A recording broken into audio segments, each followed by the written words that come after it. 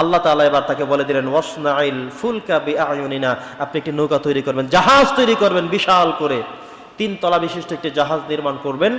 এর মধ্যে পশু থাকবে এক তলায়, পাখিগুলো থাকবে এক তলায়, আপনারা থাকবেন এক তলায়, বিভাজন করে দেওয়া হয়েছে। একই সাথে আল্লাহ তাআলা আরো কিছু কথা বলে দিলেন, ওয়ালা তুখাতিবুনি ফিল্লাযিনা যালামু ইন্নাহুম মুগরাকুন, যারা জালেম, যারা আপনার কথা শোনেনি, আজকে তাদের কাউকে নৌকায় উঠাবেন না, কাউকে আপনি ডাকবেন না, কারণ এরা সবাই আজকে ডুবে মরবে। এদের সবাইকে আজকে আমি ডুবিয়ে মেরে ফেলবো, কারণ এরা আপনাকে কষ্ট দিয়েছে, ইট দিয়ে আঘাত করেছে, উলঙ্গ হয়ে আপনাকে লজ্জাস্থান দেখিয়েছে। এরা আপনাকে, আপনার কথা যখন আপনি শুরু করতেন কানের মধ্যে আঙুল দিয়ে দাঁড়িয়ে থাকতো, আপনাকে নির্যাতন করতো, গালিগালাজ করতো, আমি কোনোটাই সহ্য করিনি, অনেক ধৈর্য ধারণ করেছি, আপনাকে আমি আবদান শাকুরও বলেছি, এত কষ্ট আপনি করেছেন, এখন আমি সিদ্ধান্ত জানিয়ে দিলাম এদের কাউকে নৌকায় উঠাবেন না। এমনকি নূহ আলাইহিস সালামের ছেলে ছিল 4 জন। কথা বলবেন আপনারা, কয়জন ছেলে ছিল? 4 জন পুত্র সন্তান ছিল, নাম ছিল সাম, হাম, ইয়াফাস এবং কেনান। এই 4 জনের মধ্যে সাম, হাম এবং ইয়াফাস, এই 3 জন শুধু নূহ আলাইহিস সালামের কথা শুনেছিলেন, তারাও নৌকাতে উঠেছিলেন। এক ছেলে নাম হলো কেনান, তিনি তার বাবার কথা শোনেননি, বাবার দাওয়াতে তিনিও সাড়া দেননি, সে কিন্তু মুসলিম হয়নি, সে কিন্তু ইমানদার হয়নি, সে কিন্তু আল্লাহর প্রতি বিশ্বাস করেনি। বিধায় আল্লাহ তাআলা বলছেন তোমার ওই ছেলেকে উঠানো যাবে না। এমনকি নূহ আলাইহিস সালাম তার স্ত্রীকে উঠাতে পারেননি। ইতিহাস থেকে পাওয়া যায় স্ত্রীর নাম হলো ওয়াগেলা, স্ত্রীও কাফের ছিল। উনি তো জন্মগ্রহণ করার পর থেকে নবী ছিলেন, একটা নির্ধারিত সময়ে নবুয়ত আল্লাহ তাআলা দিয়েছেন, রাসূল হয়েছেন, কিন্তু সবাই বিশ্বাস করে, বিভিন্ন মানুষ করে, কিন্তু নূহ আলাইহিস সালামের স্ত্রী বলছেন আমি তোমাকে বিশ্বাস করি না, আমি তোমার প্রতি ঈমান আনয়ন করতে পারি না, আমি আল্লাহর প্রতি ঈমান আনয়ন করতে পারি না। আল্লাহ স্পষ্ট করে বলে দিলেন এই মানুষগুলোকে তুমি তোমার নৌকায় কিন্তু উঠাবা না। স্ত্রী হতে পারে, সেও বাদ, কারণ সে কাফের। যে সন্তান তোমার অবাধ্য সন্তান, কথা শুনেনি, সে সন্তানকে আজকে নৌকায় উঠাতে তুমি পারবে নি। ওয়ালা তুখাতিবুনি ফিল্লাযিনা যালামু, তাদের সবাইকে আল্লাহ সুবহানাহু ওয়া তাআলা বাতিল করে দিলেন।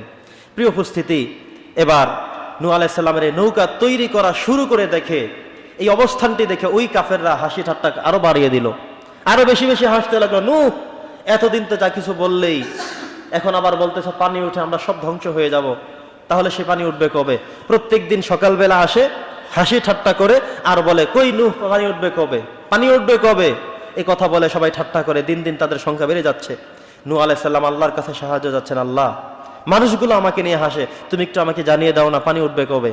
আল্লাহ তাআলা বললেন পানি ওঠার দিন তারিখ ঠিক করা হয়ে গেছে, আর সেটা হলো যেই সময় তুমি দেখবা যে প্রত্যেকটা চুলার মধ্য থেকে এখন আর আগুন জ্বলে না, চুলার মধ্য থেকে সর্বপ্রথম পানি ওঠা শুরু হবে, চুলার মধ্য থেকে সর্বপ্রথম পানি ওঠা শুরু হবে, তখন তুমি বুঝবে যে না, সেই নির্ধারিত সময় চলে আসছে।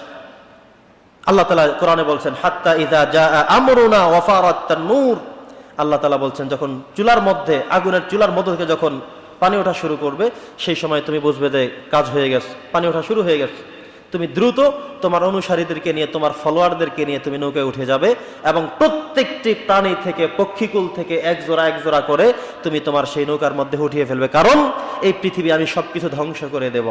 যারা আমার কথা শুনে নাই, আমাকে মানে নাই, আমার এই সৃষ্টি জগৎকে অস্বীকার যারা করেছে, আজকে টোটাল সব প্লাবন দিয়ে, প্লাবিত করে, সব ধ্বংস করে দিয়ে নতুন এক প্রজন্ম আমি সৃষ্টি করতে চাই, নতুন এক জাতি আমি পৃথিবীতে নেশন করতে চাই। নতুন এক নেশন যারা পৃথিবীতে আসবে, এরা সবাই হবে ইমানদার। এখান থেকে আবার পৃথিবী নতুন করে শুরু হবে, পৃথিবী পুনরায় আবার নতুন করে আবাদ হবে, আবার সব নতুন করে হবে। এতদিন যা কিছু ছিল, ইমানদাররা ব্যতীত সবকিছু ডুবে আমি ধ্বংস করে দেব। হযরত নূহ আলাইহিস সালাম জাতির কাছে আবারও বললেন, দাওয়াত দিলেন, তারা কেউ কোনো কথা শুনবার চেষ্টা করলো না। নূহ আলাইহিস সালাম এবার আল্লাহর কাছে বলেন, হে আল্লাহ, তুমি ছাড়া আমার কেউ নাই। এবার আল্লাহ সুবহানাহু ওয়া তাআলা মেসেজ ড্রপ করলেন, বললেন নূহ, পানি ওঠা শুরু হয়ে গিয়েছে, এখন শুরু হয়ে গেছে, দ্রুত উঠে যাও। নূহ আলাইহিস সালাম উঠে গেলেন, তিনি সবাইকে এনে নৌকায় উত্তোলন করে ফেললেন। তার যেই ছেলেটা তাকে মানলো না, তার কোনো কথা শুনলো না, সে নৌকায় উঠতে পারেনি। এবার নূহ আলাইহিস সালাম ছেলেকে বলল, ছেলে তুমিও আমাদের সাথে চলো, ইমানদার হয়ে যাও। সে বলল আমি আজকে উঠবো না। সে বলতে চাইলো যে তোমার আমার প্রয়োজন নাই। সে বলল সাআউই ইলা জাবালিন ইয়াসিমুনি মিনাল মা, আমি পাহাড়ে উঠে যাব, পাহাড় তো অনেক উঁচু, পাহাড়ের উপরে আমি যখন দাঁড়াবো, আমি অনেক লম্বা মানুষ, কোনো কষ্ট হবে না, পানি আমাকে ডুবাতে পারবে না। এই কথা তারা বলা বলি করছিল। নূহ আলাইহিস সালাম এবং ছেলের মাঝে কথা হচ্ছিল। ছেলে কত লম্বা ছিল একটি ইতিহাস থেকে জানা যায়। নীল নদের পাড়ে তিনি দাঁড়াতেন, মাঝখানে দাঁড়াতেন, হাঁটু সমান কোমর সমান পানি হতো, এভাবে হাত দিতেন, বড় বড় মাছ হাতের মধ্যে বেজে যেত, এটাকে আস্তে করে উপরে তাপ দিত, সূর্যের কাছাকাছি তার হাত চলে যেত, খাওয়ার মতো একটা পরিস্থিতি তৈরি হলে সেখান থেকে এসে দাঁড়িয়ে খেত। তার চিন্তা হলো আমি কত লম্বা মানুষ, নীল নদের পানি হয়ে আমার কোমর পরিমাণ, আমি উঠবো পাহাড়ের উপরে, কত উঁচু হয়ে যাব, আমাকে নাকি পানিতে ডুবিয়ে দিবে, আমি এমন কোনো কথা শুনতে চাই না। তার মানে আগেও ছিল অবিশ্বস্ত, এখনো আরো বেশি অবিশ্বাস বাড়িয়ে দিচ্ছে।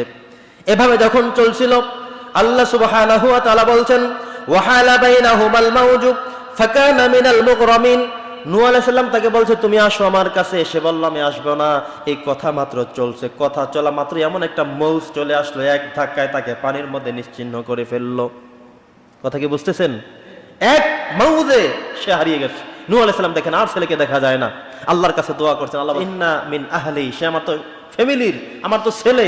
আল্লাহ বলছেন না, সে আপনার সন্তান হতে পারে না, লাইসা মিন আহলিক, সে আপনার সন্তান হতে পারে না, পরিবারের হতে পারে না। যে সন্তান আপনার কথা শুনবে না সে ত্যায্য সন্তান, তাকে বিতাড়িত করে আপনি আপনার মতো করে চলে যান। এবার তিনি নৌকায় উঠে কি করবেন? আল্লাহ তাআলা বলে দিয়েছেন ওয়াকালার কাবু ফিহা বিসমিল্লাহি মাজরিহা ওয়া মুরসাহা ইন্না রাব্বি লাগাফুরুর রহিম। আল্লাহ বলছেন নৌকাতে উঠে গেছেন, এবারে দোয়া পড়ে ফেলেন, বিসমিল্লাহি মাজরিহা ওয়া মুরসাহা ইন্না রাব্বি লাগাফুরুর রহিম। আমরা যখন কোনো নৌপথে রওনা করি, আপনি ব্রিজ পাড়াবেন, সাঁকো পাড়াবেন, ট্রলারে উঠবেন, নৌকায় উঠবেন, লঞ্চের মধ্যে উঠবেন, এই দোয়াটা পড়তে হবে। এই দোয়াটা নূহ আলাইহিস সালাম পড়েছিলেন। সুবহানাল্লাহ। আল্লাহ তাআলা শিখিয়ে দিয়ে বলেছেন, হে নূহ, যখন নৌকা আরোহণ শুরু করেছো তাহলে তুমি পড়ো বিসমিল্লাহি মাজরিহা ওয়া মুরসাহা ইন্না রাব্বি লাগাফুরুর রহিম। নৌকায় ওঠার পরেও বিসমিল্লাহ বলতে হবে, সব কাজে বিসমিল্লাহ। সকল কাজে কি পড়তে হবে? আল্লাহ বলছেন আমার নামে এতরে শুরু হলো, তুমি পরে শুরু করো। এবার নূহ আলাইহিস সালাম রওনা শুরু করলেন, নৌকাতে চলছে, এভাবে চলতে চলতে 40 দিন চলে গেল। কতদিন? 40 দিন প্লাবন হলো, এমন ভাবে পানি ওঠা শুরু হলো, ডান দিক থেকে বাম দিক থেকে নিচের দিক থেকে পানি ওঠা শুরু হলো, উপর দিক থেকে বর্ষণ শুরু হলো, সকল দিক থেকে পানি আর পানি, সব ধূলিসাৎ হয়ে ধুধু মরু প্রান্তর, সব পানি আর পানি। এই পৃথিবীতে সেই দিন শুধুমাত্র পানি ছিল, চতুর্দিকে শুধু পানি আর পানি ছিল, শুধুমাত্র একটি নৌকা, আর কিচ্ছু নেই। ওইদিকে যত মানুষ ছিল, প্রাণী ছিল, পক্ষীকুল ছিল, গাছপালা ছিল, আল্লাহ তাআলা সকল কিছুকে ধ্বংস করে সব শেষ করে দিলেন। এভাবে চলতে থাকলো 40 দিন। 40 দিনের পরে আল্লাহ সুবহানাহু ওয়া তাআলা এবার সিদ্ধান্ত নূহ আলাইহিস সালামকে জানিয়ে দিলেন, ওয়াকিলা ইয়া আরদু ব্লাঈ মাআকি ওয়া ইয়া সামাউ আকলিঈ ওয়াকিজাল মা। নূহ আলাইহিস সালামকে লক্ষ্য করে আল্লাহ তাআলা এবার জানিয়ে দিলেন, নূহ, আমি 3টা ঘোষণা প্রদান করে দিয়েছি। জমিনকে বলেছি পানিগুলো সব গিলে ফেলো। দেখবেন মাঝে মধ্যে যে কিছুদিন আগেও তো আমরা দেখেছি, বন্যা যখন শুরু হয় মনে হয় যে এতদিন পানি আমার বন্ধু ছিল, এতদিন মনে হয় আমার ঘর আমার বন্ধু ছিল, আমার মাটি আমার বন্ধু ছিল, কিন্তু পানি যখন ওঠা শুরু হলো, পানি এখন আমার বন্ধু নেই, শত্রু হয়ে গেল। যেই মাটির উপরে আমি থাকতাম সে মাটি এখন শত্রু। মাটি মনে হয় পানি আর চুষে খায় না, মাটিও মনে হয় যেন পানি ছেড়ে দিচ্ছে। যে ঘর আমার বন্ধু ছিল, আজকে ঘর রেখে আমি অন্যদিকে, কোথায় আছে সাইক্লোন শেল্টার, সেখানে আমি চলে যেতে হয়েছে। কোথায় আমি যাব? কোথায় আছে উঁচু জায়গা, বড় বড় ভবন, বিল্ডিং, সেখানে আমরা চলে গিয়েছি। ঠিক কিনা বলেন?